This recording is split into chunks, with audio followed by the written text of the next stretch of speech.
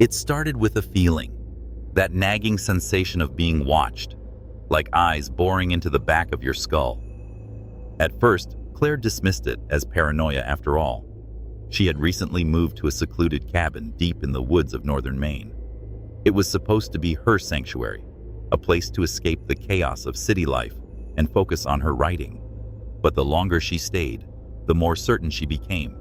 Someone or something was out there. The cabin sat at the edge of an expansive forest, surrounded by towering pines that swayed ominously even when there was no wind. Claire loved the quiet isolation, but it came with its own set of challenges.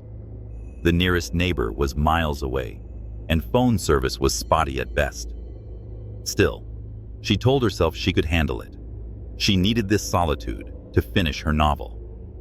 On her second night in the cabin, Claire woke abruptly to the sound of footsteps crunching through leaves just outside her bedroom window. Her heart pounded as she crept to the window and peered out into the darkness.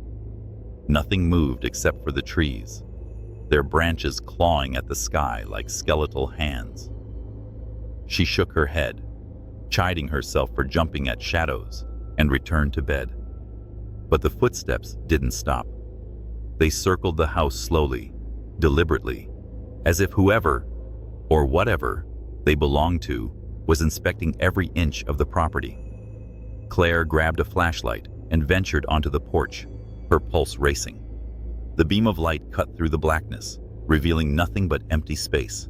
Yet the moment she stepped back inside and locked the door, the sound resumed. This pattern continued for days. Every night, the footsteps would start again, always just beyond the reach of her flashlight's glow.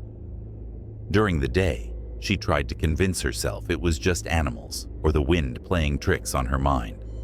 But deep down, she knew better. One evening, while cooking dinner, Claire noticed something strange through the kitchen window. A figure stood among the trees, partially obscured by the thick foliage. It was tall and thin, almost unnaturally so, with limbs that seemed too long for its body. Its face was hidden in shadow, but Claire could feel its gaze piercing through the glass and into her soul. She dropped the spatula she'd been holding and stumbled backward, her breath hitching.